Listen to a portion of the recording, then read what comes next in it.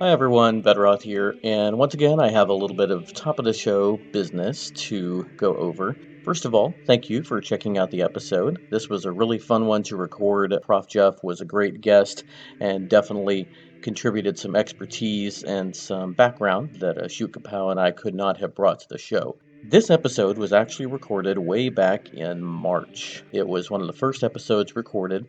The sound quality does reflect that a couple of times. This was when I was still kind of getting used to how everything was going to work, but the commentary is really fun, songs are really great. It's actually kind of a different musical palette than you may be used to from other episodes that we've done. I also forgot to shout out the episode of the BG Mania podcast that I listened to right around the time that ProfJeff and I decided that we were going to record this one, and that was their episode called The Sacred and Divine. That was episode number 137 from February 20th of this year, 2020, and I encourage you guys to check it out, especially if you like this topic. Brian and Frank really brought a lot of really cool tracks to the show, and we made an effort not to repeat any of their work so that you could go and check out their show and hear some different music. Finally, I want to give a shout out to Alex the Messenger and thank him for offering up the track from Doom Eternal that plays in this episode. So, thank you, Alex, for sending it to me. And anyway, that's enough of me rambling. Thank you guys again, and enjoy the show.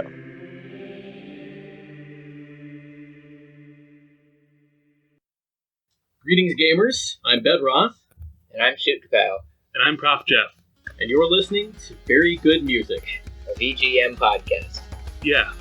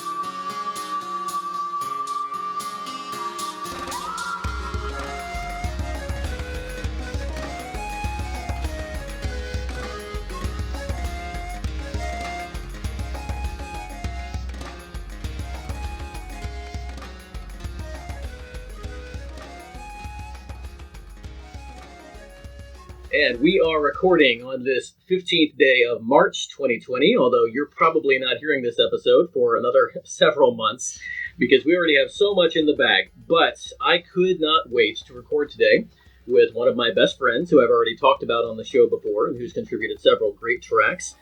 ProfJeff is with us, a native of the Dallas, Texas area, up currently from Austin, where he is... Well, why don't you tell us a little bit about what you're studying and why you are situated for this particular topic? Yeah, I study religion. I have 3 master's degrees, and I've taught Intro to Comparative Religion at our local university down where I'm from. All right. So, yeah, he knows what he's talking about, folks. And why don't you talk to us a little bit about that track that you opened us up with today? Cool. So when I teach Intro to Comparative Religions, one of the interesting questions we cover is what religion is. And when Bedroth and I sat down to record this episode, I was thinking of what religion is and what it could be and how our imaginations could shape the lives we live. And incongruously, like, one of the ideas I got was mystic ruin from Sonic Adventure. Whether ruins being mystic are really religious or not, maybe, yeah. I mean, a lot of religions have had places of worship that are now ruins, either from war or just time and demographic shifts. So this track is Mystic Ruin from Sonic Adventure 1998 Dreamcast, developed by Sonic Team, published by Sega, and it was composed by Fumie Kumatani. Yep. There were several composers actually on this soundtrack, as with a lot of the later Sonic games. This one isn't too late, of course. You said 98, I believe? Yeah. And so, yeah, still in the 90s, but definitely in that sort of intermediate era of Sonic. Shukapow, you were talking to us a little bit before the show about modern Sonic music. Yeah, Shukapow is still here, folks. What is your perspective on the general perception of modern Sonic music? Well, a lot of people don't really like it because a lot of the music has like lyrics, and most of the time they're pretty cheesy lyrics, like rapping about Knuckles. Yeah, you definitely have to be in the right mindset for it. I think lyrics in video game music are polarizing in general. This particular song doesn't technically have lyrics. It does have vocals, but they lend themselves, I think, to the atmosphere in the stage, which is pretty different from a lot of the Sonic music at this time.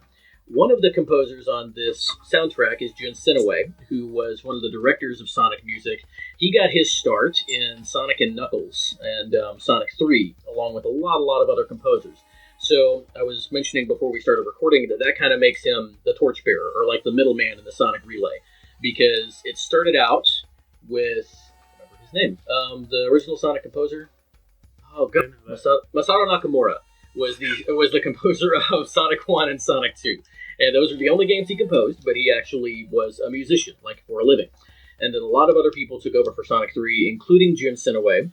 And Jun Senoue went on to influence a lot of the Sonic music moving forward. And so he was, this was sort of the passing of the guard. But to get back to the topic and how the Mystic Ruin stage ties in with it, yeah, I felt the whole sort of, the tribal, sort of the ancient, like, mythic or mystic, religious setting in this stage, with the hand drums, with the vocals. From a musical standpoint, I really liked halfway through the piece when the string instrument came in. I thought that was really cool. It's a Xenoblade instrument. Yeah, you always associate strings with Xenoblade. But it, I don't know, it didn't, I guess this kind of boils down what a lot of people don't like about modern Sonic music. It didn't feel like a Sonic track to me. Maybe that's because I grew up with 1, 2, and 3, and, I mean, Mania is my favorite soundtrack from Sonic from the last few years. And, I mean, that's just my style of Sonic music. This is good. I liked it. It's very good. It makes the cut for the episode. But it doesn't feel like Sonic music to me. Whether that's a good or bad thing is for other people to say. So you talked a little bit about whether something mystic and ancient like this counts as a religion. What would it be? What would we call it if we didn't call it a religion? Oh, shucks, I hate that question. Spirituality is the go-to term nowadays, but it could also be path is a word. If you have to say it really pretentiously. Mm-hmm. You can't even say path. You have to say path. I'm doing a little hand motion and making a face while I'm doing it. Worldview. There's also like viewpoints and perspectives. Yeah, I mean, we think about like life stance. That's the other word. With ancient religions, I feel like we use the word mythology a lot with things like Greek mythology, Roman mythology, Egyptian mythology, Mesoamerican mythology. Yeah. But a mystic ruin like this, I don't know, it feels sort of in between. Yeah. Well, it's also a special case because one of the reasons why this doesn't sound like a Sonic tune, we're actually going to do a retrospective episode later called Sonic Tunes Rise of Lyrics. Nice. And yeah, that's not a real thing. Well, now we actually have to do that. Yeah. But it's an overworld theme. And so really you're just walking from one stage to the next as Sonic. So this is like an area. Yeah. Like a map area, basically, kind of thing. Okay. Yeah, sort of in the same way that Princess Peach's Castle doesn't really sound as much like a Mario game now that I think about it. Although I think it sounds more like a Mario tune than this sounds like a Sonic tune. Okay, fair point. But so this is like a hub world. Yeah, it's a hub world. It's the sort of second big hub world you go to. I could definitely see that. It's got a little bit more of an atmospheric feel to it than a lot of mainstream Sonic music, which really, no matter what era it's from, there's some kind of drive behind it, whether it's the melody, the rhythm, the vocals. And this one was just more, it was more chill than I associate with Sonic, but that definitely fits for a hub world. I feel like we're going to talk quite a bit about a lot of things, so we're going to kind of pepper it in throughout the episode, but basically in this episode, we're going to be talking about different religious ideas and how they can be conveyed in video games, how they can influence the games, how the music kind of relates to that.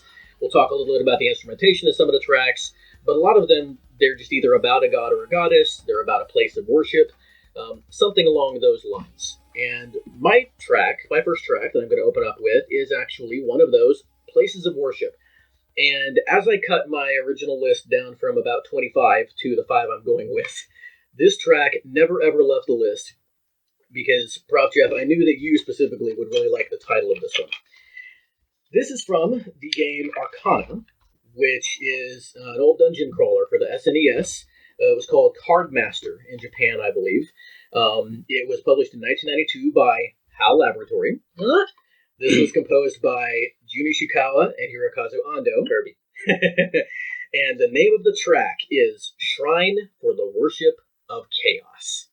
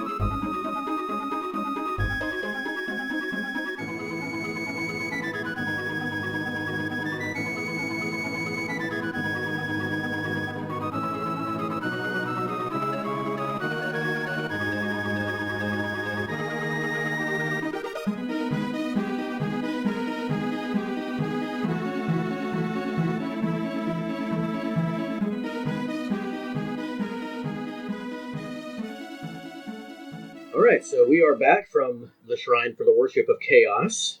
And everything's all a mess, the room's all a clutter. But no, so seriously, when I looked up this track, I was listening to a lot of different things on YouTube. There were a lot of comments on YouTube about how this sounds like Kirby. Chukapow, you actually made a comment to that effect during the song. What were you saying it sounds like? I said that it sounds sort of like the darker aspects of Kirby 64, like the 0-2 fight and stuff. There's definitely a lot of stuff in Kirby that's dark. I actually have a playlist I'm trying to build up called Nightmare Fuel, and it's just Kirby boss music. Because you go through these Kirby games, and it's all like happy-go-lucky little cartoon puffball guy, and then you get to the end, and it's like this Cthulhu-like being that can destroy time and space. Gosh, I love Kirby. Oh, yeah. I need to play more Kirby. So, fun fact, in this game, two Kirby-like figures actually appear in the opening cutscene of the game. And there was an Arcana-related Easter egg in Kirby Mass Attack. There was a mini-game in that game called Kirby Master, and the title screen and interface use Arcana-style graphics. This song evidently plays in the Mina Temple and Stavery Tower areas of Arcana, which it doesn't really look like my kind of game.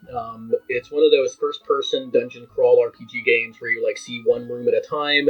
If there's a monster in it, you fight it. If there's a treasure in it, you can get it. And you kind of have to make your way around these mazes. And I just never really cared for that style of game. But I liked the music, and I like HAL Laboratory. Ishikawa and Ando are two of my favorite composers, and I know they're two of yours, Shukapal. And it was cool to hear them doing something that wasn't Kirby. ProfJeff, any thoughts about the music, about the idea of a shrine for the worship of chaos? Yeah, so one thing that might be apparent for our listeners from the last comment is I actually have no training in music, and so I'm going to be talking about everything but music during this episode because I'm actually illiterate. But you listen to a lot of music. And that is true. It's great. You played the trombone when I met you, so you know a little bit. That was quite a while more ago. Than the average person about music. But yeah, you can tell us how you feel. How you like music. Yeah, I mean it's really interesting because it's a strikingly not chaotic compared to, say, the opening theme for Crazy Bus, for example.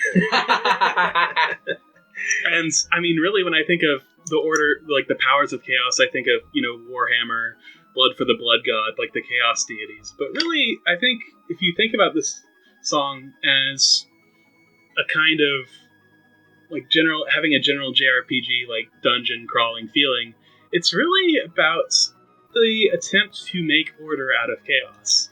There's actually a whole book written about how religion is world building, and it's about how sort of we build models of the world in our heads, and how a lot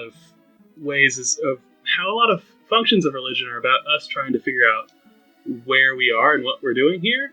Well, yeah, I was talking to my dad about this recently, and not to get too deep, but I have come to the realization over the past several years. By the way, we are not going to be promulgating any religious ideas. We are also not going to be cutting down any religious ideas in this episode. This is strictly a theoretical, scholarly look at how this kind of manifests itself in video game music. I come from a Christian background. I still claim that for myself. I am a lot more sort of, I guess, mystic in my approach to that and how loosely I hold those ideas than some other people that I know and am related to. That said, that's my disclaimer. But I was talking to my dad about how I realized, so the way that we perceive the world through our senses, scientifically, is just our eyes, our nerve endings, our taste buds, our eardrums. They take in what our brain can understand of the world around us. So really, when I'm seeing red, what I'm seeing is a certain wavelength of light that isn't uniformly red. It's just that's how my eyes perceive it. And that understanding basically led me to the conclusion that everything, by definition, is a metaphor. Even if it scientifically, it's what all of us kind of universally perceive, that makes it a constant from the human perspective. But there are other perspectives out there that aren't human, and that means it's not a universal constant. So if even scientifically speaking, everything is a metaphor, of course, religion, as an organized way of thinking, perceiving, and describing the world, that's what it's going to do. It's going to take that chaos and try to make it even more digestible so that civilization can thrive, because we all have the cosmic stuff out of the way and we can focus on day-to-day things. I said I wasn't going to get too deep, but there I was. Yeah, you started. Yeah, so I was just going to say that it's definitely a common problem. We've actually been talking about, as a species, we've been talking about this for thousands of years. It's actually a big question in Indian philosophy and like East Asian Buddhist philosophy, but we're not going to get too deep. Right. That is your particular area of study, and it might come up at some point in the episode, but for now, let's go ahead and go from chaos to something a little bit different. Shoot Kapow, what do you have for your first track of the evening, son? All right, I have Forest Prayer Sanctuary from Mother 3. Cool. This was on the Game Boy Advance, and it was developed by HAL Laboratory and published by Nintendo, only in Japan so far, in 2006, and composed by Shogo Sakai.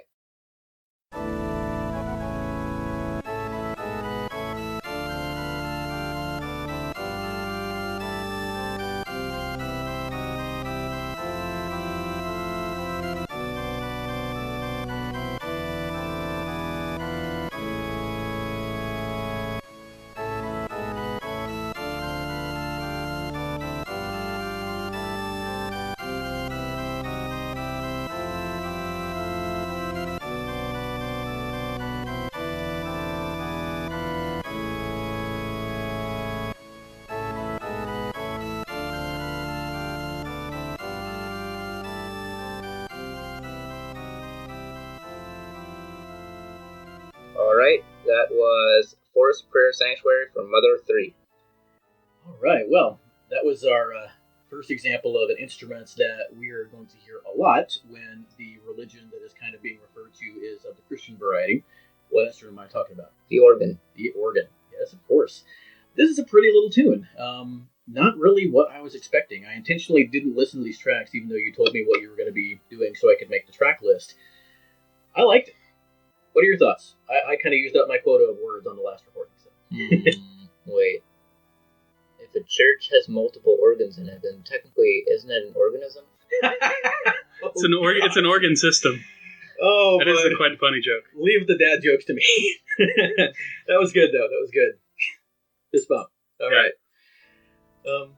Yeah. So, any thoughts just about the sound of it? Like, what does it bring to mind?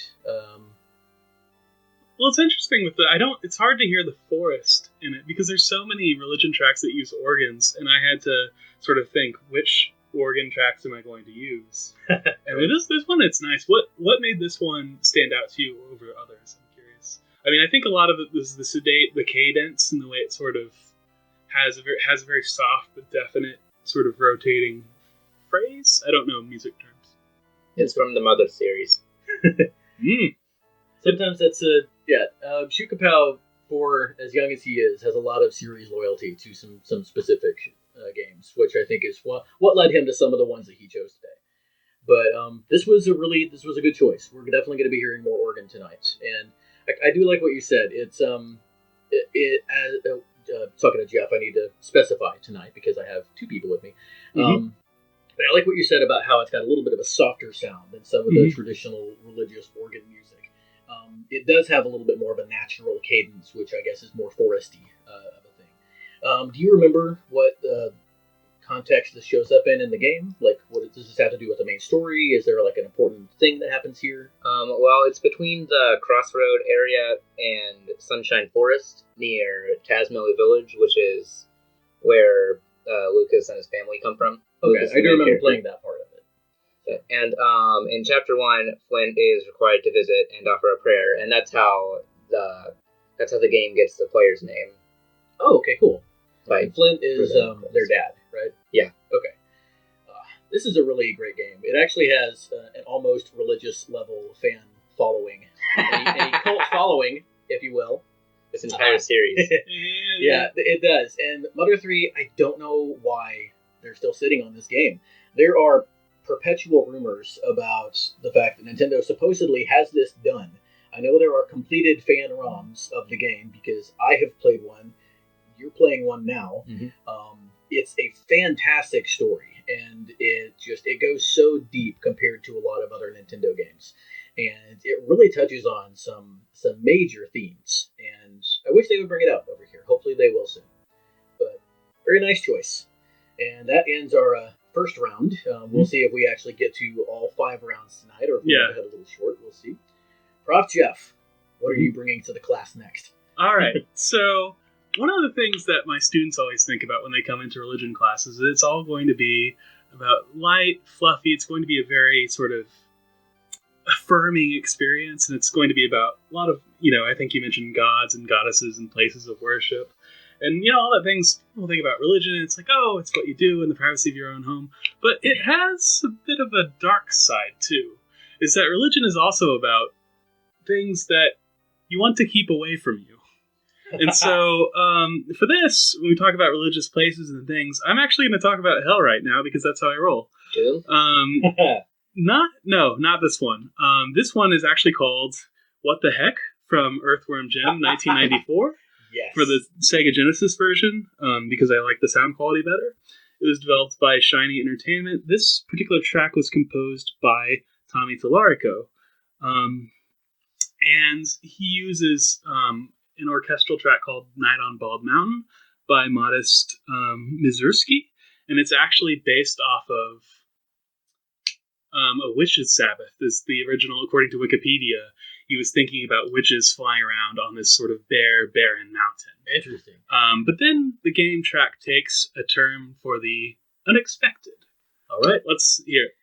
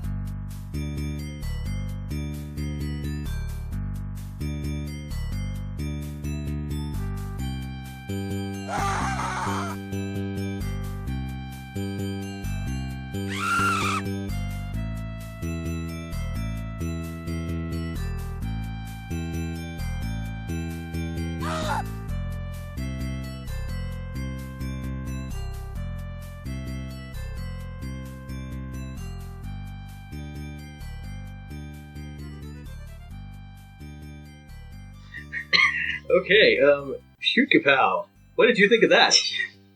Yeah. Man, I had forgotten just how great this track is. So, ProfJeff, you teased us a little bit before we came in. Mm-hmm. Tell us what the heck is going on with this track. Do you mean in the story or in the soundtrack? In the game. Like, Yeah. what is going on? So I want to say it's stage 3. So you go. The first stage is always the dumpster. I was actually really bad at this game. Oh yeah, I don't know if anyone was actually very good. Yeah, like my problem with Earthworm is I love the soundtrack, I love the characters, but the gameplay is just too hard for me to really get into. It's weird. It looked really good for its time. It looked like a cartoon, basically, Yeah. as close as you could get on the SNES. But because of that, it made some of the physics in the game really weird. It was hard to gauge like where objects were that you could actually interact with, because everything was like hand-drawn, basically. Yeah. But yeah, I do think this was level 3. It was the planet Hell, which is ruled by...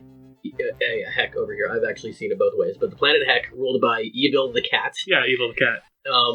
And you mentioned that on Bald Mountain, which we can talk about some of those connotations. But we actually referenced a composer a few episodes back called Chernobog on one of our on games we haven't played episode, I think. Yeah. And so we've talked about that on Bald Mountain a little bit. What is up with that other part of the song? Yeah, I mean, one of the things that's really fascinating about religion is like the use of religious satire, and how even sometimes in certain scriptures, satire, stuff that's actually sort of satire, or at the very least, like sort of sarcastic humor, makes it into the tracks, and sort of that a lot of religious historical stuff comes in conversation with other religions as the traditions grow. And what this track really fascinates me is that it's satire. First of all, for some reason, hell is not the most difficult place you can be in this game. And that Evil the Cat is not the biggest evil in the game either, is that's Queen Slug for a butt. If I remember That's correctly. true. Yeah, no, it is totally Queen Slug for a butt. But also, like, so you have Night on Bald Mountain, but then it's elevator music. Yeah, Jim that's gets what it into is. an elevator. Yeah. And the record scratches, and it's elevator music. Yeah, which and so which is what Tallarico composed. Yeah, and it's like, what is more horrifying? Is it some really awesome music that's like really scary, or is it something that's dull and insipid and repeats itself for all eternity while you're also in physical pain, and not just because you're listening to the same song over and over again? Well, and you also, I think you're fighting like lawyers and bankers in this stage. Yes. Along with Health Yeah. No, I completely forgot all about that. And supposedly the screams in this track are the screams of Evil's victims. Yeah, people getting tortured and all that. Yeah. But it's really fascinating. And it's like, on one hand, of course, it is a joke, and it's just like, oh, wouldn't it be funny if instead of, a big scary music, we had something that's just like really... But it's also kind of extra horrifying because there's like this sort of insipidness of the elevator music. Yeah.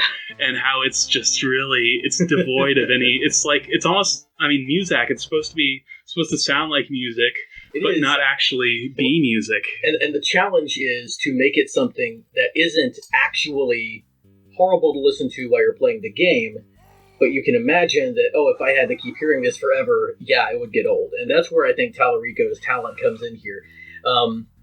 Definitely different than anything you would have heard from a Japanese composer at the time. It's very Western. And the music is not great. It's not very good music, but I think that Mussorgsky is so awesome, and Tallarico adapts him so well on the Sega Genesis that it balances it out. I happen to prefer the SNES version of a lot of soundtracks. I do think the Genesis has a certain charm, and I think that on like funk and jazz and some types of rock, it really shines. I think that for this particular track, because of the classical influence, I like the SNES samples, but the music portion of it actually is a little bit better on the Genesis, so it's interesting for that. Well, I'm going to keep things retro, and we are going to play a song for the first time on the podcast from the PC-98. The PC-98, Epson PC, and DOS, actually. This is from a game called Rusty. It was published in 1993 by C-Lab, also developed by C-Lab, but that's the letter C, hyphen lab, L-A-B. This game was composed by Masahiro Kajihara, Kenichi Arakawa, and Ryu Tokami. The name of the track is Mysterious Chapel.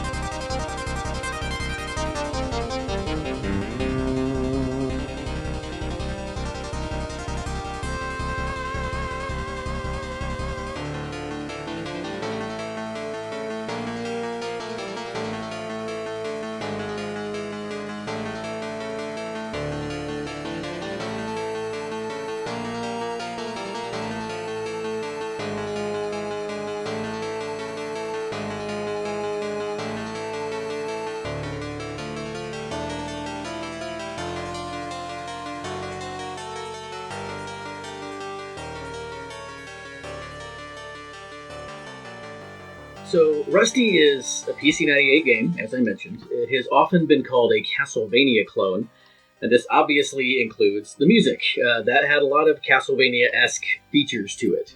Like the music, though, the game apparently stands on its own. This is the music for Stage 3, which is a cathedral that Rusty enters on her way to the castle. She came here after being challenged to a fight by a character named Brian Gatto, a mysterious masked hunter who has been kidnapping girls by the order of Bloody Mary, who is the second in command of the big bad, Count Monte Carlo, who is apparently the Dracula of this game. Gatto was apparently a hunter, like Rusty, before being turned evil for reasons that are never explained in the game. He considers Rusty a rival in terms of skill, power, things like that. But yeah, the whole point of the game is Rusty is the main character, and she takes her whip and goes to this castle to try to fight this big bad, like, demonic lord person. Holy water. And there's some really great music here. You identified that lead instrument for the first half of the song, which is what? Harpsichord. Harpsichord. Lots of connotation to religious music because a lot of early composers like Bach did a lot for the harpsichord, and Bach was unabashedly a Christian composer at the time. He was also a genius of the keyboard, and that wasn't really quite Baroque. It was kind of Baroque going into the classical era. Bach sort of straddled that fence a little bit. And there were a lot of people that were like, well, I don't know if we really need to change anything. I mean, if it ain't Baroque, don't fix it, right? I was going to do that, yeah. But no, this is a really, really cool track. When the harpsichord kind of gives way to that more like open feel, I don't know if this is what happens in the game, but it almost feels like she goes outside and things open up a little bit. And there was a riff about the halfway point that you specifically talked about.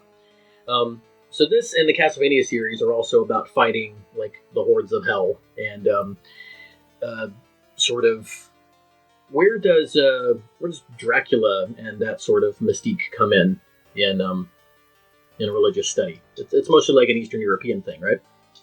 Yeah, I think, let's see. Originally, Dracula got his name from his father, who was awarded the Order of the Dragon, but I think the Holy Roman Emperor at the time. That is to say, Okay. based in like Western Europe, Mm-hmm. and so he was the son of the person who was the heart of the Order of the Holy Dragon. So Dracula. Okay, Um, gotcha.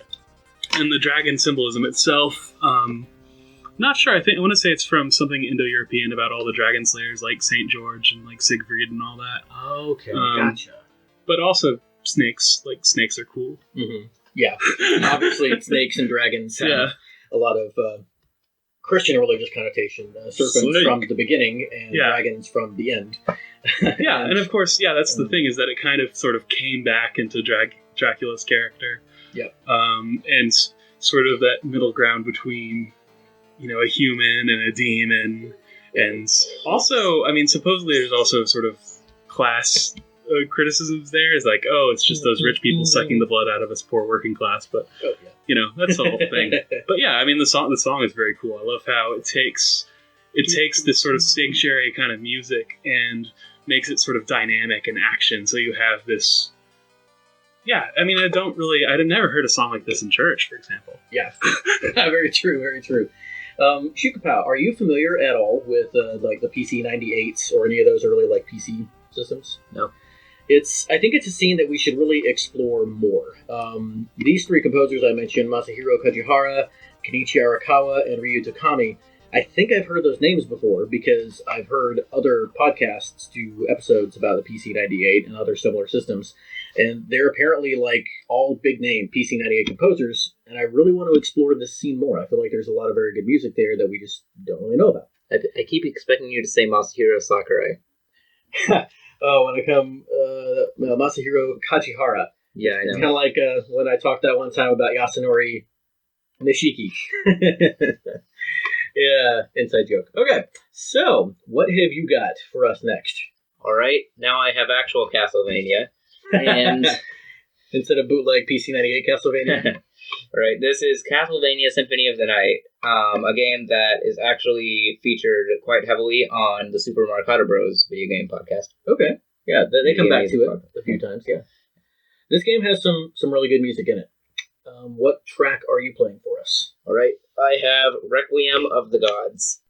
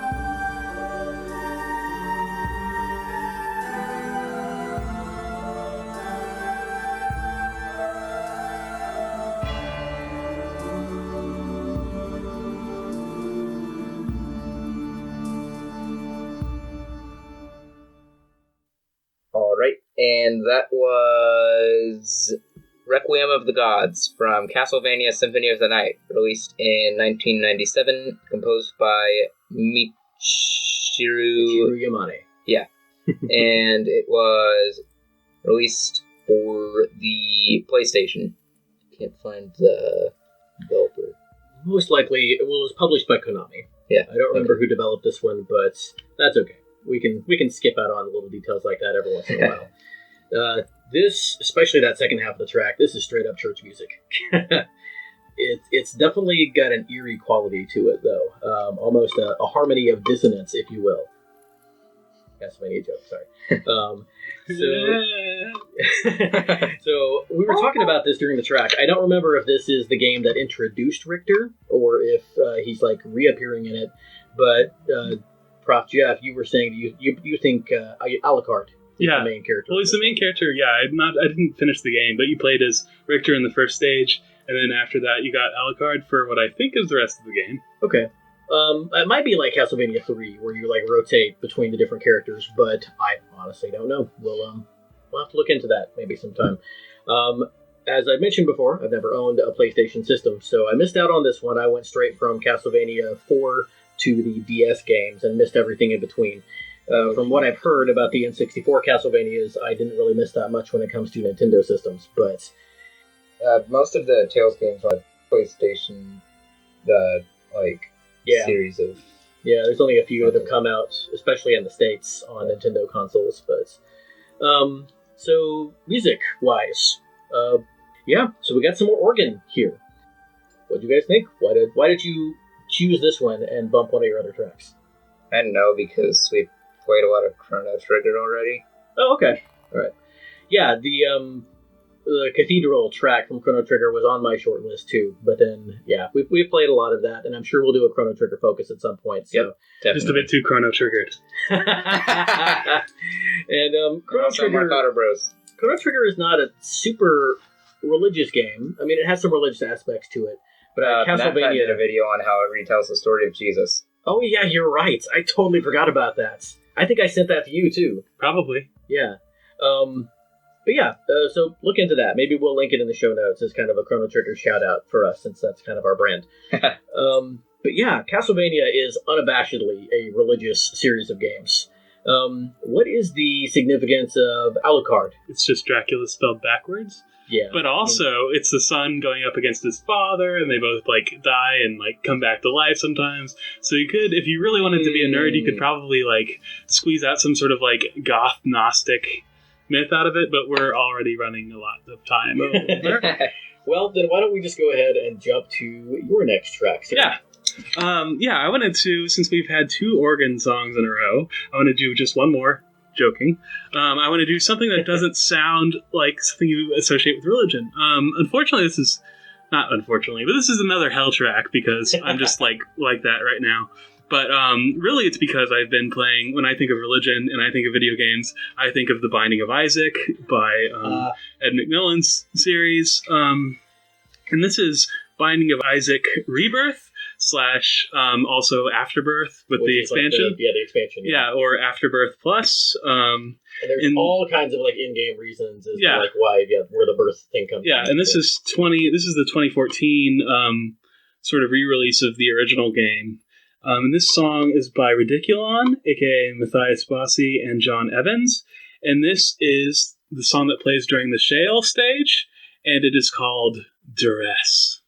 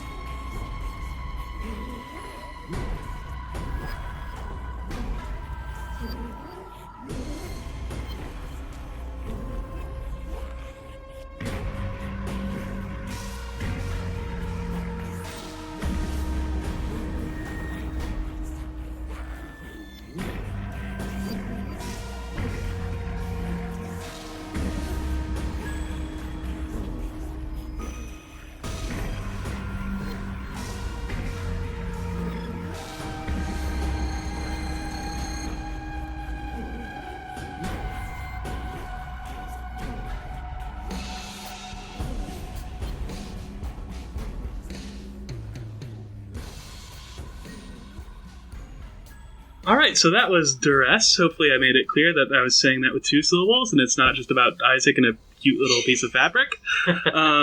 So one of the things, there's 2 things that really sort of push the game, the song home for me. The first thing is just that it's like Mystic Ruin, actually. I remember getting to that level and hearing the music and suddenly feeling like I was in a new place.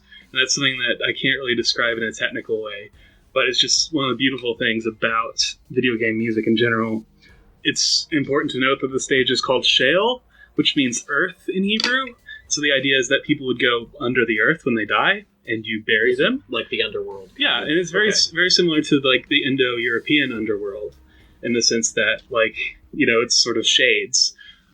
This is differentiated from a term called Gehenna, which is really the burning garbage dump, and that's what we think of as like actual hell. Yeah, when Jesus is talking about being cast into the fire, he's talking about Gehenna, the perpetual cast garbage into dump. the fire, destroy it. That was actually the area that he's talking about is an actual geographical place, and tradition says that it is a garbage dump because during one troublesome period of Jewish history, it was actually used for child sacrifice to the god Molech. And because of that, it was tainted and it was not fit for anything except for a garbage dump. And that's how they got rid of trash, was by burning it. And so it was literally the place where the worm never dies and the fire never goes out.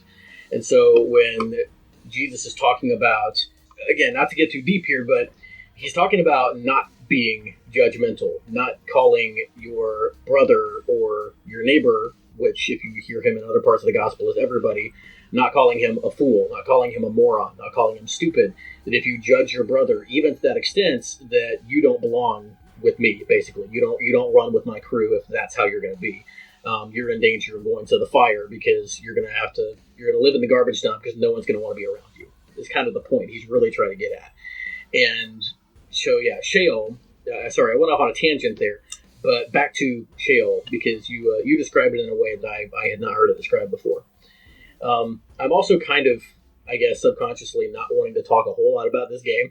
You and I have talked about the game before, and getting too deep into the details of this game would probably not fit the rating I've given this podcast. Yeah.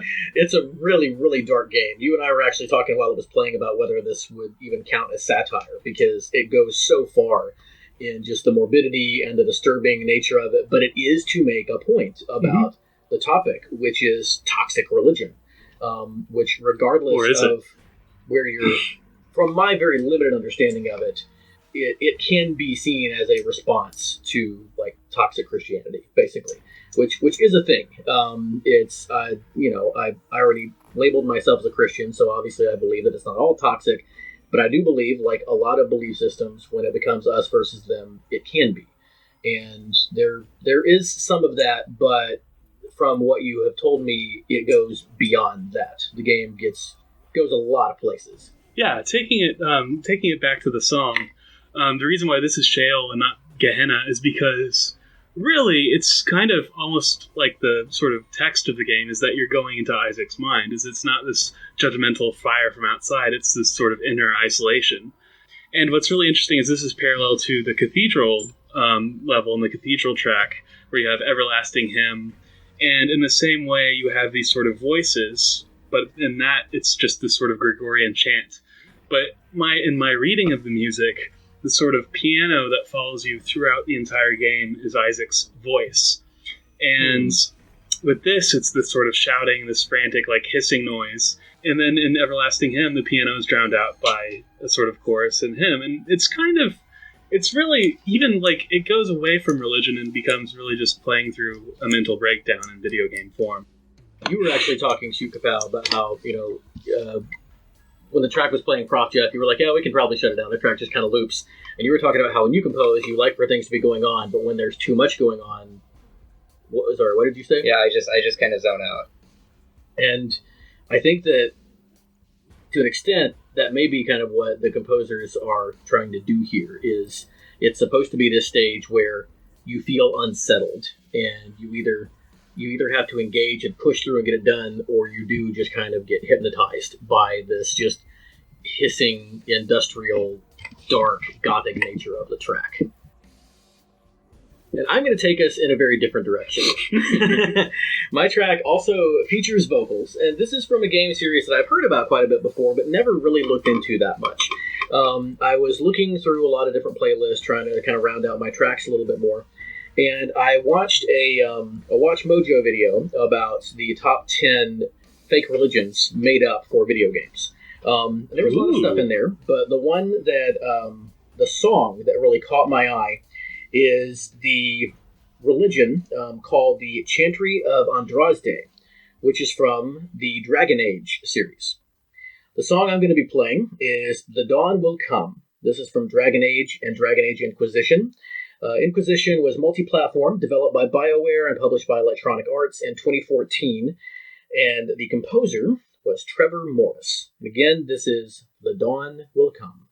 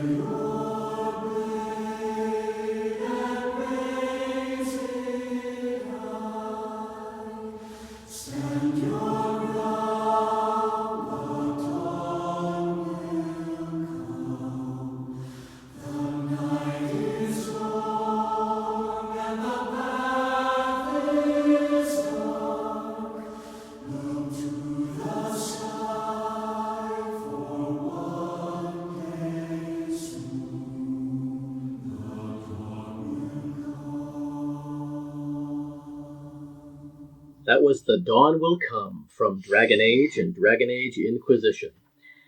So, The Dawn Will Come is a chantry hymn sung by Mother Giselle to comfort the Inquisitor and inspire the Inquisition, which in this game is a good thing, after leaving Haven before finding Skyhold. Those of you who have played Dragon Age and Dragon Age Inquisition, this will mean a lot more to you. A couple of other characters join in, and then more join in until the whole Inquisition is joined in this hopeful song. The Inquisitor is a representative of the Chantry of Andrasde, who believe in a god called the Maker, very original, who spoke to a mortal woman named Andrasde, who spread his teachings while leading an oppressed people in a war for freedom against the Tevinter Imperium. This is only the beginning of a long, twisted legend that is probably best experienced through the games themselves. But I wanted to include a hymn, because obviously hymns are a very important part of religious tradition, especially, well, I don't want to say anything, because I'm not the expert in the room. You are.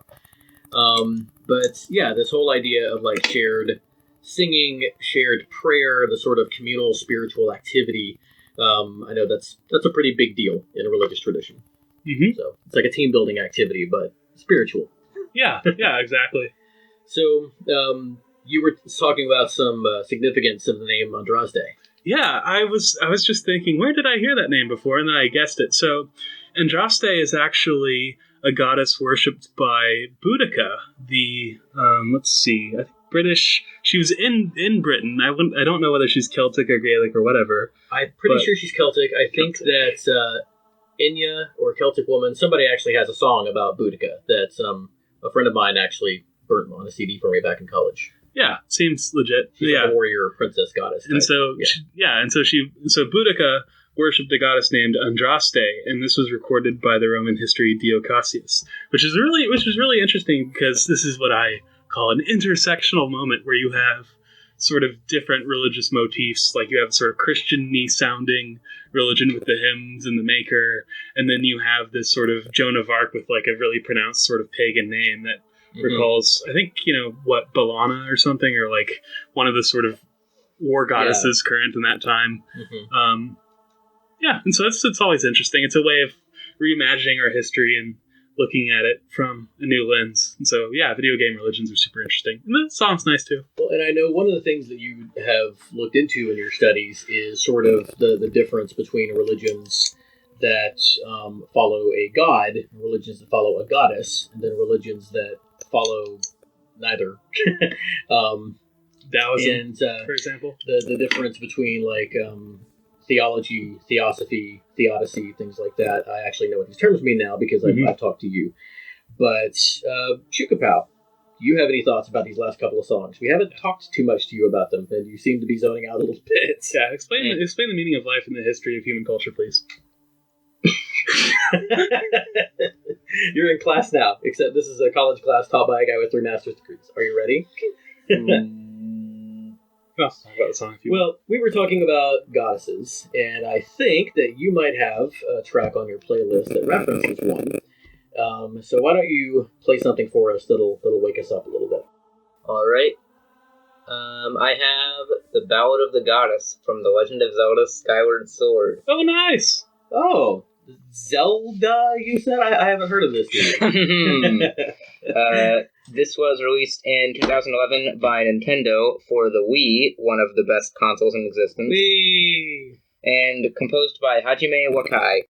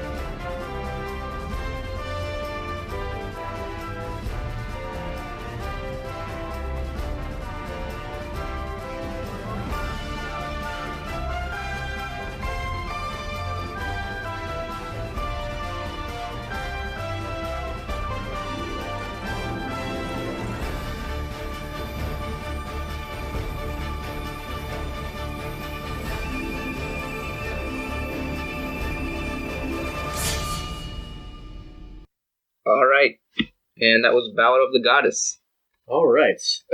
Before we get into the nitty-gritty, Chukapow, tell us a little bit more about this game. I actually did quite a bit of digging on this, and VGMDB helped me out a lot with information about this track. You can just read what I put down there. I know I usually like it to sound organic, but... All right. This game is actually the first time that the names of the goddess is Din, Furore, and Nehru are mentioned in the game as Pharaon, Eldin, and Waneru, which are typically ascribed to religions. So, this full game was actually composed by Hajime Wakai, Shiho Fuji, Mahito Yokota, and Takeshi Hama. The 4 of them worked together and they each did like different parts of the soundtrack. And of course, a lot of the themes are based on original works by who? Kondo. Koji Kondo, yes. So, according to the video game music database, VGMDB.org, maybe .com, the VGMDB, Wakai composed the Ballad of the Goddess, and on a VGMDB thread, user Jormungand claimed that he spoke with Takeshi Hama via SoundCloud, and that Hama confirmed his contributions, most of which were for cutscenes, but he arranged and or orchestrated Mokai's Ballad of the Goddess 3 times. Once for the main theme from the trailer, once for Zelda's harp solo in the game, and Link's harp solo at the end, and also for a short version that appears in a later. This is actually the first time that the names of the goddesses Din, Feror, and Nehru are mentioned in the same game as Ferron, Eldin, and Lanayru, which are typically ascribed to regions in other Zelda games. You've got the Eldin region, the Lanayru region, and the Ferron region. They were first called that in Twilight Princess. How did I misread that twice? It also referred to that in Breath of the Wild in a lot of different places. But Din, Feror, and Nehru were first mentioned in Ocarina of Time, and they were the 3 goddesses that were like the 3 different parts of the Triforce. Since it was first introduced, the Triforce was 3 like golden triangles, one that represented power, that was personified in Ganondorf, one that represented wisdom, that was personified in Zelda, and one that represented courage, which was personified in Link. Feror was the goddess of courage, also the goddess of like nature and wind. Nehru was the goddess of wisdom, also the goddess of water and of human life, I believe, or Hylian life. And Din was the goddess of power, also the goddess of like the earth and fire elements. It doesn't get too deep into like the different regions that worship the different gods and or goddesses, but the Zora typically are related to Nehru. The Kokiri or the Koroks are typically connected with Feror, and the Gerudo and also the Gorons are often connected with Din. Hylia is a goddess first introduced in Skyward Sword. I actually don't remember how the Zelda religion went from Hylia to the 3 goddesses, but I think that the Triforce was actually created in Skyward Sword. It's like the origin story of everything. It's the earliest Zelda game. And so I think possibly that when the Triforce came to exist, the 3 goddesses were almost like split versions of, they were almost like a Trinity version of the original goddess Hylia. And without getting too deep into it, I know that the idea of a Trinitarian religion, that Christianity sort of originally grew out of a monotheistic religion, Judaism, and that is something that I believe is echoed in some other religions as well. Yeah.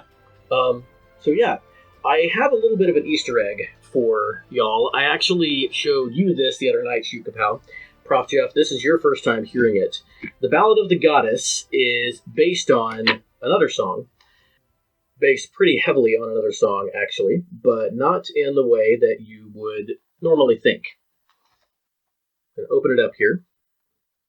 What I'm going to do is I'm going to play the Ballad of the Goddess, just that opening phrase, and then I am going to play the same theme, but reversed in Audacity.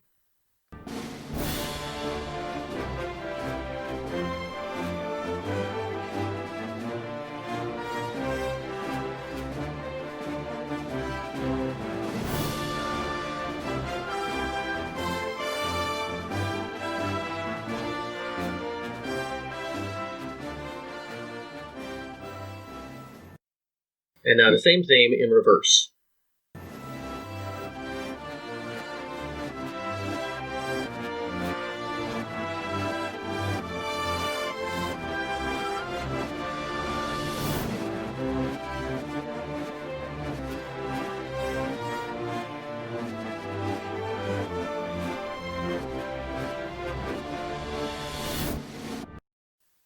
I was making shocked faces like my cat makes whenever I like fire a gun around him or something. Yeah, so no doctoring, no tweaking of anything. I played the song and then I cut it and used the reverse effect in Audacity. That is literally just the music played backwards. Which of course is Zelda's Lullaby from Ocarina of Time.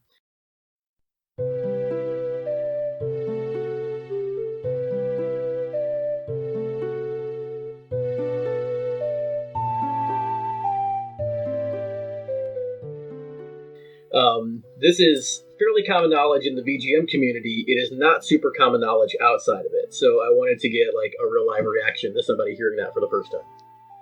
I'm really impressed, especially like that the song works well both ways. Yeah. Yeah. But also that like music backwards is supposed to be like scary and evil, and it was just really it sounds like really sweet and beautiful and epic both ways. Yeah, so that's really quite that's quite an achievement. That is why Koji Kondo is always looked up to as just like this pinnacle of video game composition greatness. I don't want to hear more songs in reverse. Now you want to hear more songs in reverse? See if any of them actually sound good. Yeah, Stairway to Heaven and all that. Yeah, so, well, we can talk for about 30 seconds. What is playing songs in reverse? How does that tie into religion? Well, according to some old descriptions of the black masses, you're supposed to, I've heard that you're supposed to sing certain hymns in reverse while you have like the candles of the fat of unbaptized babies, the full moon, and I can't really explain more than that Lots now, of can other I? Dark stuff, yeah. But like so some backwards. The Black Masses, is that like a satanic thing, or just a... Basically, yes. This was during the witch trials, and so the understanding that like the word witch means something different than it does now, and so this was people who had signed contracts with the devils and had powers and were also imbued with sort of non-human Dracula-like qualities. So this idea of like backwards sacred music, Yeah. As like a reversal of the holiness, Yeah. make it unholy. Okay, And that's a pretty easy, like, that's, like, I mean, for example, St. John didn't want to be one of the Johns. Like, there's lots of them. He didn't want to be crucified the same way of Christ, so he was hung upside down, but now you have, like... Peter, yes, thank you, that my bad. So he was hung upside down, Oof. yeah. Yeah. And then, of course, you have goths who, like, wear crosses upside down, which is for slightly different reasons, because, yeah. Slightly, yes, yeah. And then you have, or they could be Christian goths who like St. Peter. That's also another thing, you never know. That's very true. But then, because, I mean, they could find a way to sort of reconcile those two cultures within themselves, which is, But yeah, it is nice that with this particular song, when you play it backward, it's actually still a nice track. Yeah. There was like I think it was like on a Slipknot album, they had this, like, maybe they had a shirt, it's like worse backwards, or worse forwards than backwards. Is that it's like that hardcore. So, what, I'm gonna assume forward playing music do you have for us? Oh, yeah, actually I wanted to do something that's really hardcore. Just because we talked about waking up and getting things in a bit more lively, a lively jaunt. And I decided, following the earlier trend, I'm going to have yet another song about hell.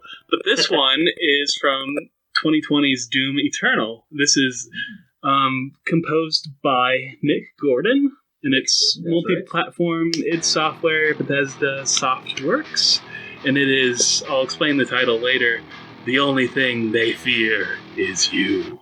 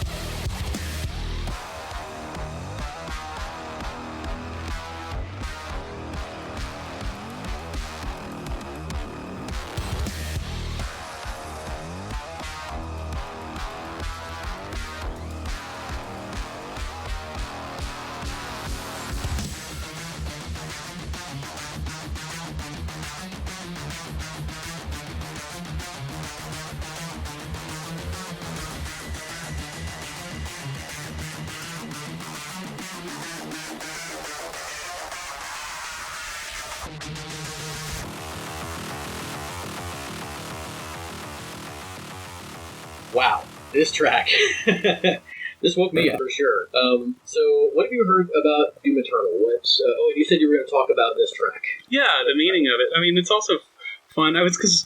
Since my main training is in reading poetry that was written in Sanskrit 2,000 years ago, I think about the words and the songs and the titles and the game titles and the sort of like story more than the instrumentation, because that's what, if you have a hammer, everything looks like a nail, as they say. And what was really interesting is Doom Eternal, it's like Batman Forever in the sense that, it's a, franchise capstone. It's supposed to be a big step forward. But Doom Eternal is also a reference to damnation. And, the question of whether it's your Doom Eternal, the Doom Eternal of those demons who decided to mess with you, or whether it's humanity's Doom Eternal if you screw it up. I never put that together. I don't know if I just hadn't thought about it that deep, or I knew that in this game eventually they actually like heaven comes into the picture, and I thought that was where the Eternal came from. But no, Doom Eternal as eternal doom or damnation. Wow. So, yeah. And what's even more interesting is the only thing they fear is you. So the little riff in that background of this sort of more computery beats, those are based off of the original composition At Doom's Gate from Bobby Prince. I listened to it, and it reminded me, I swore I heard it before, and I realized that it sounded a bit too much to me like Master of Puppets from Metallica, the intro. Yeah, a lot of the songs in Doom are based on those bands. One of the songs that we actually played back in episode 4, Intermission from Doom, for our Victory Themes episode, is based on a Pantera track. Yeah. So, yeah, there's a lot of that stuff. That makes sense. And so then that one, and then the At Doom's Gate from 2016 Doom by Mick Gordon when he took over. It also sounds good, but it didn't redefine the track in the way that the only thing they fear is you. This is New Ground. Yeah. That Mick Gordon is covering now. Which may be why, Chukapal, you made an observation about the videos, because we originally watched this on YouTube. You were talking about in a lot of videos. Well, what was it that you said? Well, I just said that this video has a different like to dislike ratio. There's a lot more likes in proportion to the dislikes. And there are still 810 dislikes on this particular video, as opposed to the 121,000 likes. But if there are more than 810 dislikes on the other videos, that means this is maybe a little bit polarizing for some fans. And I don't really know why, but again, that's a really small percentage. Yeah. 800 out of 120,000. It's less than 1% if I know my... Wait. Yeah, well, let's not check my math. Please don't. I'm a VGM expert. You're a religion expert. Yeah. My son is 14. Don't check us. But I was just thinking of what's interesting is the original, the sort of bass track is At Doom's Gate, which I take as a reference to Dante because you're fighting demons in space, but also branding a game called Doom that's going to redefine the cultural landscape. So abandon all hope ye who enter here and all that business. Yeah. But then they replace it with a sort of riff on a Roosevelt quote, the only thing we have to fear is fear itself. You are fear itself in this game, and this is also, I think, part of it takes place on planet Phobos. And Phobos just means fear in Greek, but he's also a demigod and friends with Kratos.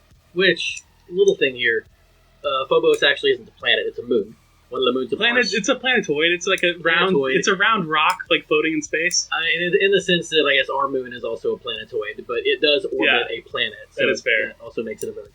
Phobos, of course, in Greek, is one of the sons of Mars, or Ares.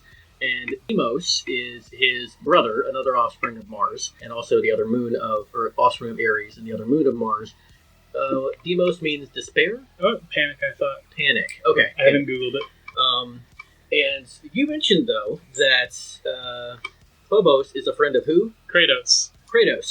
Which is not quite the same as Kratos, who we played a song from Kratos before. Is how you pronounce it in actual Greek, though. Okay. It's like Kratos. Cool. So Phobos and Kratos, or Kratos, are friends in Greek mythology. What is the story of Kratos in Greek mythology? So that's the thing, is he was an extremely minor deity.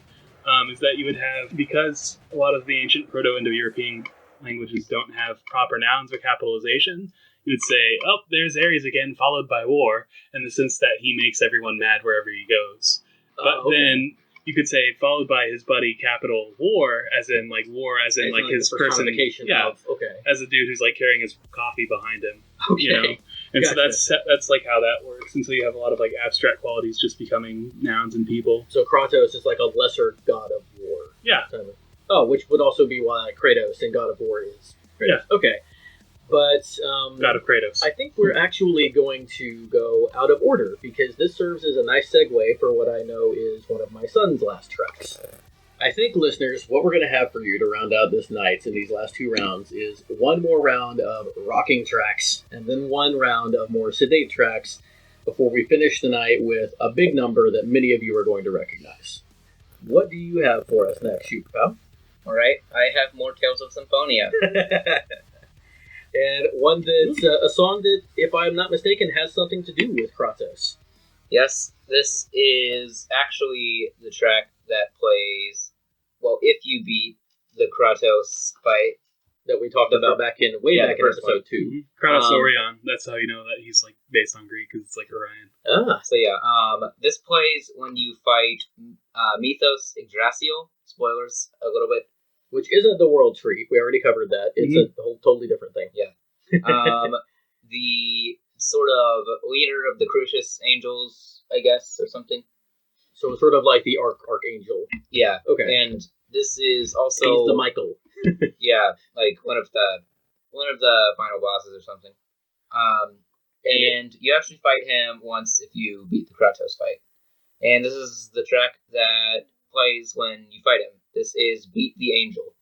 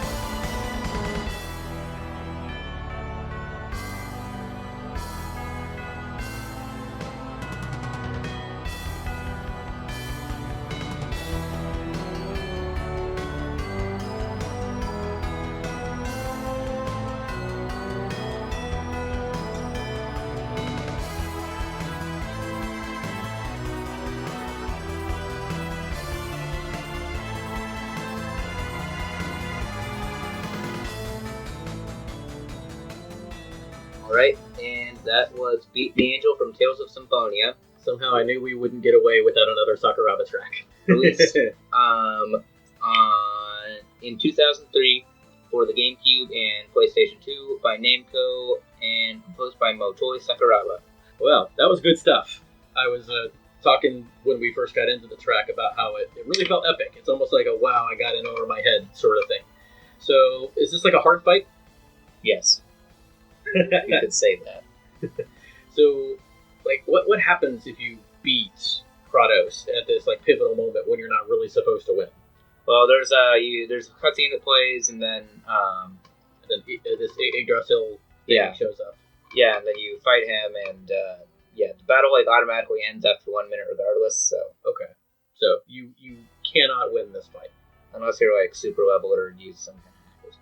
Okay. I haven't seen on forums or anything any sort of talk of anyone actually beating this fight. So okay, what did you think of it? I liked it. I liked the sort of the dynamism of it. I loved how it had a kind of grand sweeping soundtrack, but it had energy behind it. Yeah. And you guys were talking about the time signature while it was going. Like we were talking about whether it's like 3, 4, 6, 8. Which I think it's 6, 8 based on how the rhythm is like. It's got the emphasis on the first beat, whereas 3, 4 is like. It's the emphasis emphasis is on the first and the fourth. Yeah, and it made me think of Shudi's early comment about how much you need going on in a track. We were talking about like Shale track is that it's in your face and like you're traumatized and you're about to die because it's a hard level. But with this, it's like it's energizing you sort of subliminally, like behind the scenes, is that it expresses something very clearly and vividly, but it does it sort of because it's sort of smooth and orchestral. It sort of goes under the surface of the gameplay, and that it's not supposed to be jarring or dissonant. Is that it's just like perfectly in harmony with what's going on. Sakuraba is really good at doing something that's intense, but also not, like, it doesn't weigh you down. You actually mentioned while we were listening that you want to play this game now, after hearing Ishikawa talk about it so much. Hashtag Lloyd Irving and Smash. Yes. Well, I am going to tip the scales a little bit, and I'm going to play my... Tip the scales. Thoron. Oh yeah, but Robin's already in Smash. Robin! I'm going to play my last two songs back to back, and we'll talk a little bit about why after we come back from them. So both of these are from the Super NES. Both were published by Enix and developed by Quintet.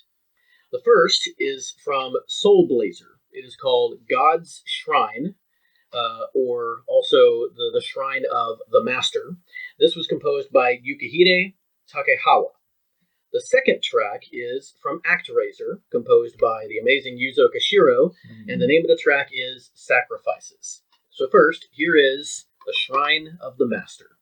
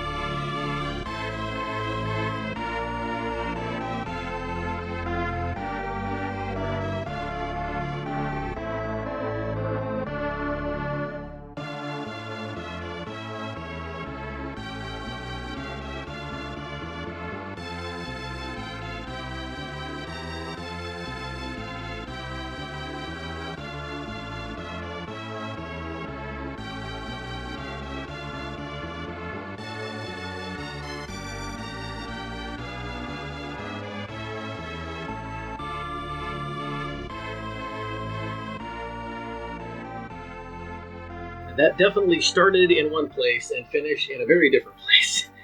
I love the organ in that first track from Soul Blazer, The Shrine of the Master. It was so authentic. Like, I went to school with some organ majors, and that is what really good organ playing sounds like. The second one is a lot more somber, which is kind of fitting for a song called Sacrifices. Of course, sacrifice is a big thing in pretty much any religion I can think of. Sacrifice is like pretty much. Almost always as like a method of appeasing the gods, and which is the case in ActRaiser when this track plays. So I know next to nothing about Soul Blazer. The podcast Rock Out With Your Card Out actually recently did a 3-part sort of showcase of Soul Blazer, Illusion of Gaia, and Terranigma, which are kind of a loose trilogy all on the SNES. And of course, Illusion of Gaia references Gaia, the nature spirit, or nature goddess. And the Soul Blazer is, I believe, a sacred sword.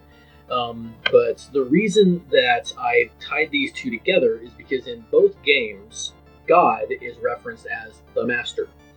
And I do think that ActRaiser, I've heard this a place or two before, that it's almost like a soft prequel to Soul Blazer, like something that might have happened in the ancient past. They rhyme. They do rhyme, and they have the same number of syllables too. But ActRaiser, you play God, if you don't know anything about this game, which if you're listening to this podcast, you probably do. But it's a really, really cool game because it's like half city building sim and half side-scrolling action game. But the city building sim part actually gets into a lot of different nuance about religion. You play the Master, who in Japan actually is the Judeo-Christian god. The ultimate enemy in Japan is Satan. In the West, it's Tanzra. And all of the enemies in the game are pulled from either mythology or religion, usually Eastern religion. All of the bosses in the game. But you go through different things where you get the different areas that you build up to like trade with each other. But in this particular song, it plays in, I believe, the town of Bloodpool when one of the people is chosen by random draw and a death lottery to be a sacrifice. And I don't remember how this is handled in the game, is if it's like something that you do like ask for, it's something that you want, or if it's something that they misinterpret that you don't really want. But one of the interesting things that ActRaiser brings up is at the end of the game, there's no need for you to go back to Earth, that everything is good, everything is fine, and your little angel buddy who's been doing all the city building for you actually says, well, I mean, they don't need you anymore. They've kind of evolved past the need for God, which which was kind of a, big thing. If ActRaiser had been a bigger deal when it came out in 1990, then that might have raised more eyebrows over here. But especially when they realized that this was the actual, quote-unquote, actual God, for a lot of Americans that they were talking about in the game. But the music, regardless, is really good. Yuzo Koshiro, of course, is great. I don't know a whole lot about Yukihide Takekawa. This was his only video game credit, but he has done film and anime before, such as Supernova Flashman, The Wonderful Adventures of Nils.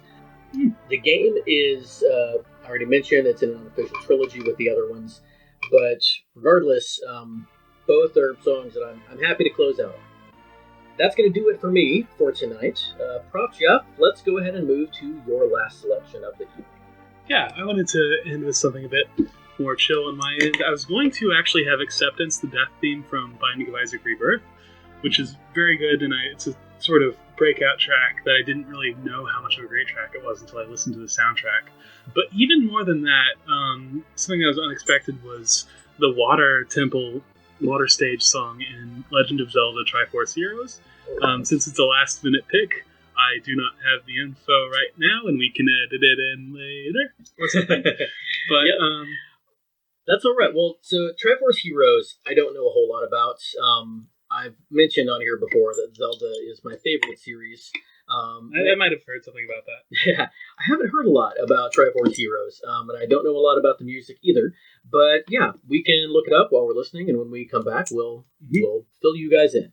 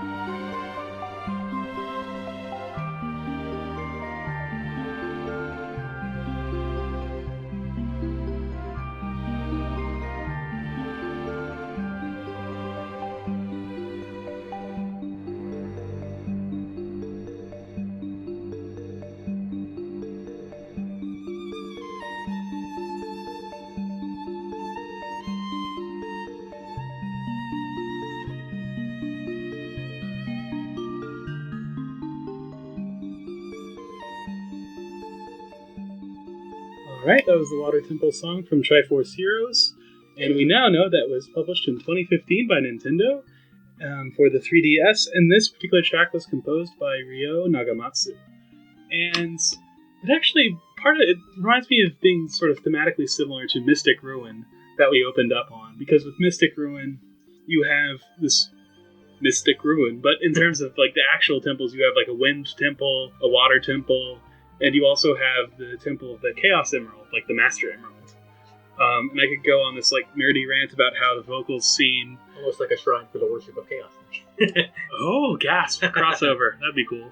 No, I was thinking that was kind of interesting that with Mystic Ruin, you had the vocals sounded kind of African, but the architecture actually looks more like Mesoamerican. Mm-hmm. But with this one, it's really interesting that you have like temples that are also, based on the elements, that they're temples that actually have the physical form of what they worship inside of them, mm-hmm. which is difficult if you're worshiping like Athena, for example. Right. And I just really, I had this experience listening to this track, just finding it on YouTube and thinking of, the little bubbly sound in the background. Reminding me not just of Final Fantasy, but also water droplets, and then the violin coming in like little shafts of sunlight. Yeah, the violin really feels the show. Sort of sweeping swells of strings like wind, and in a certain way of thinking, that's kind of what religion is all about. Is this sort of majesty and this beauty, just oozing out from the universe and taking everyone by surprise. I can't end on a less dramatic note than that. No, that's a really cool way to finish. And I also like that you started out tonight by saying you were going to talk as much about the music, and yet you just painted this like beautiful picture of what the music is evoking here. Well, I was talking about the music itself. Like that's what it is to me, It is, yeah. That's what it's all about. That's why we play very good music on this show, to show you that even in video games, you can have these pieces that just really resonate with you. Whether it's the Ballad of the Goddess for Shoot Kapow, I think for me the song of the night was the Shrine of the Master from Soul Blazer.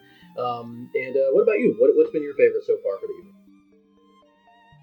While you think about that, it is interesting to me because I never thought about it, how in the Zelda games, are these temples called what they're called because of where they are? Or is this actually like a temple that exists to like exalt water as a concept? Because water is associated with Nehru, so is this just one of Nehru's temples, or is it actually a temple built to like worship water? Interesting. I mean, it's just game design, but yeah, from a thematic standpoint, yeah. Also, linguistics, like water temple, what does that mean? Like the temple for the worship of water, the temple that's like kind of damp. Moist temple. Moist. It's Gasp. Like, right. Not gonna make a joke about that. Moist on the podcast. Moist temple. Yeah, I'm not gonna make any Soggy more jokes. church. Soggy Monster church. cake. Monster It's moist. So, have you decided on a favorite track yet? No. That's alright. That's alright. They were all really good. They were all. What are they all? Shoot Kapow? Very good music. Every episode has to happen at least once. And Tales of Symphonia. And Tales of Symphonia. And apparently Chrono Trigger, except not this time. But anyway, alright. What have you got for us for your last song of the night?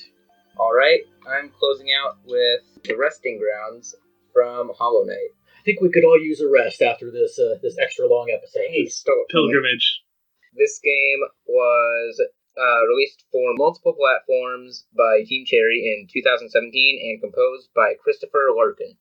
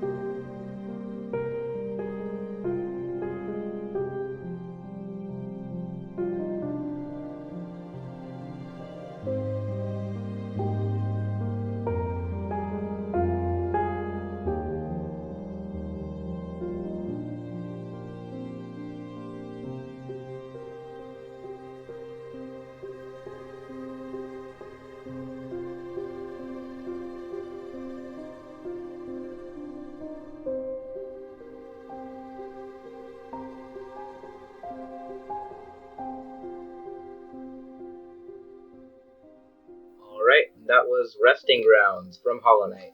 A bit of background on this area, actually. From the hollowknight.fandom.com. The Resting Grounds is a large cemetery at the east end of Hallownest, filled with graves and ornate tombstones.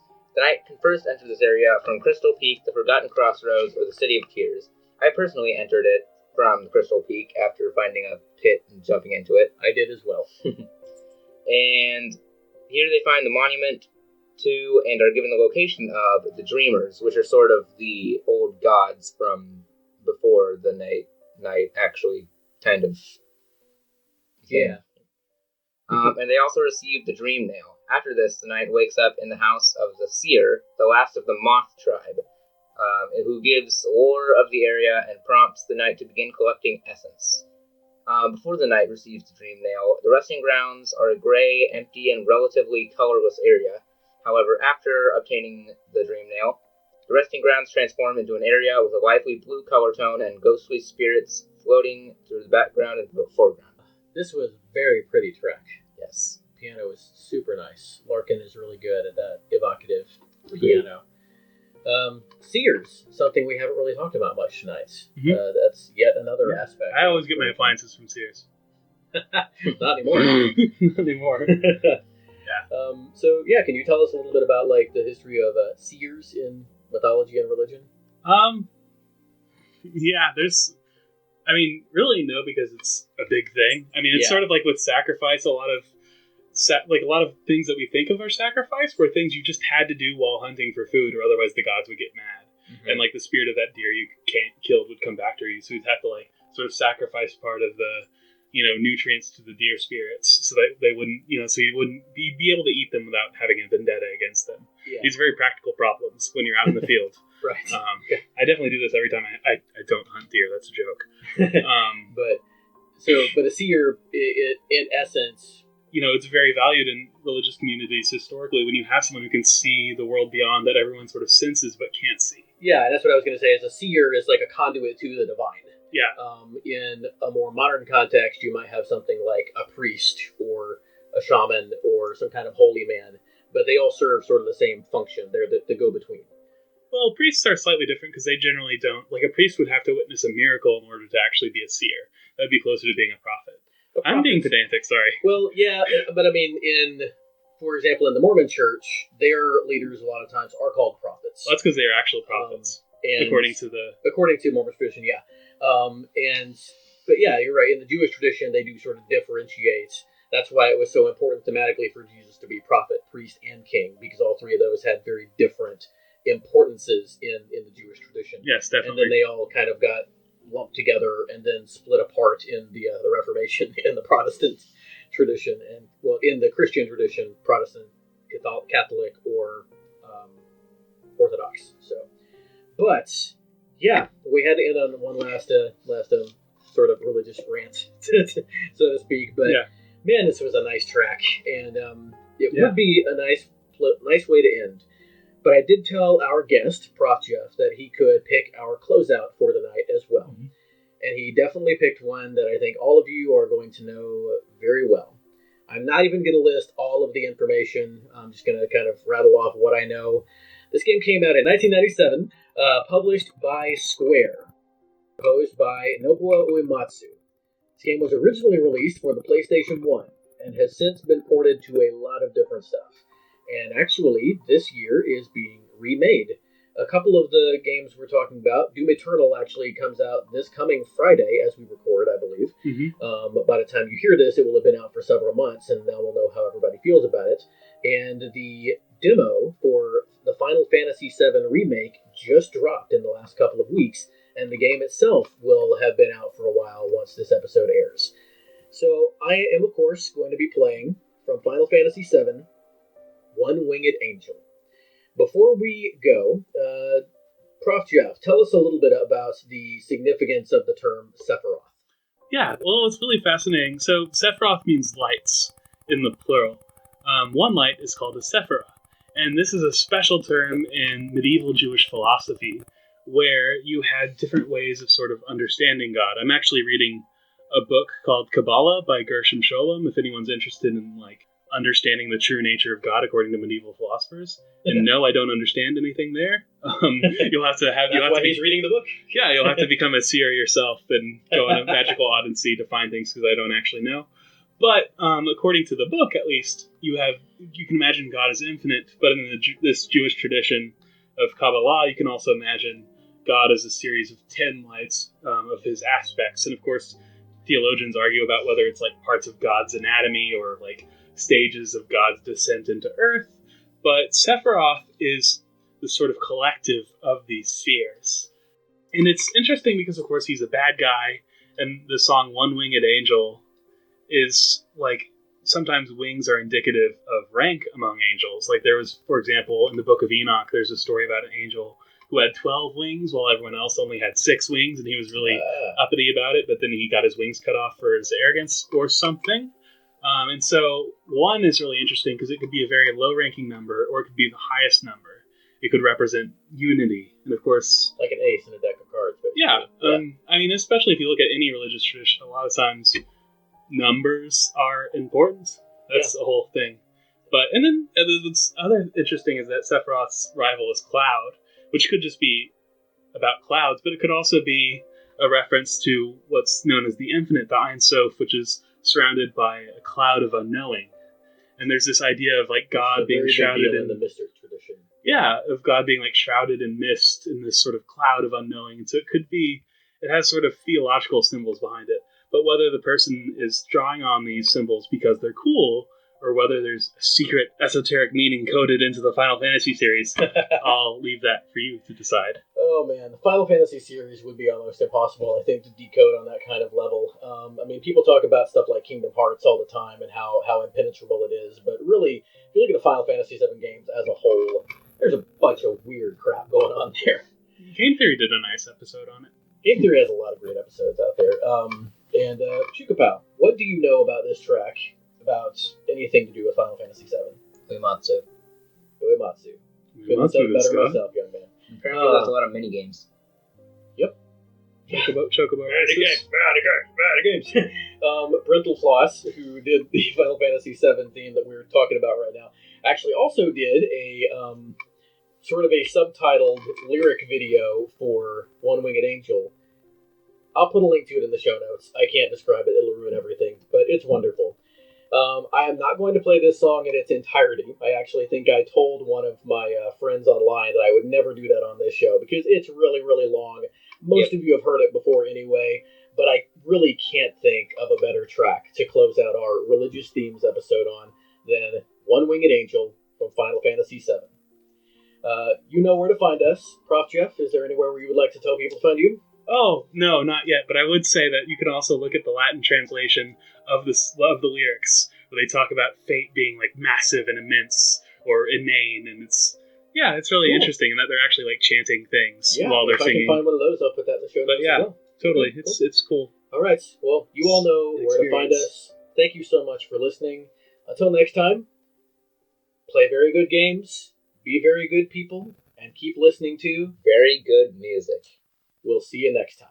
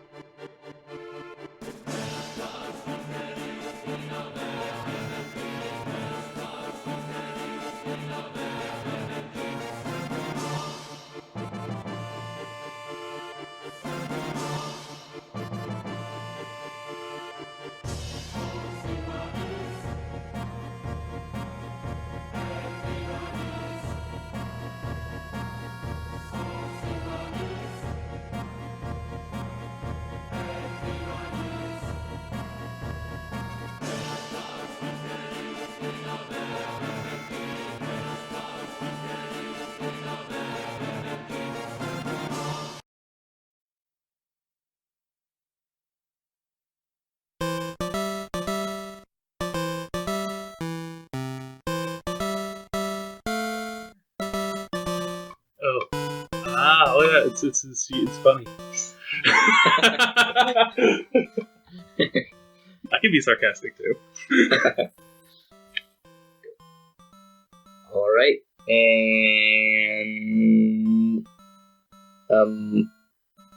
where is it? Oh right, okay. On your computer because I didn't print that one out. Dang it. This is like 30 seconds worth of blooper reel material right here. Enjoy the blooper reel, guys. Computer sounds. Gosh dang it. Beep, boop, beep, boop. For your first track of the evening. Hi-hats. Hi-hats. Okay. And composed by Shogo Sakai. For which... That's actually more chaotic than the other one. So, that was hi-hats. ProfJeff, what do you... Okay. What are you going to play for us? Binding of Isaac Rebirth. Shale and how it was like very cluttered and okay, that's gonna be bad for the mic. That's alright.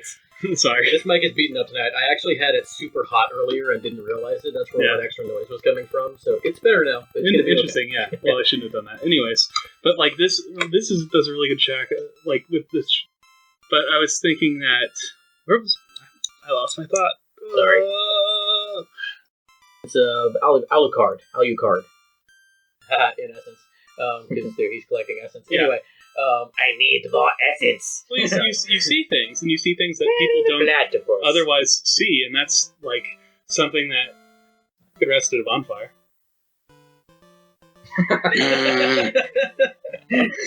I'm not sure how to respond to that. Praise the sun! Oh, okay. So, this game came out in 1977. It was... 1997, maybe? 1997. Not 1977, for sure. 1997. Nice.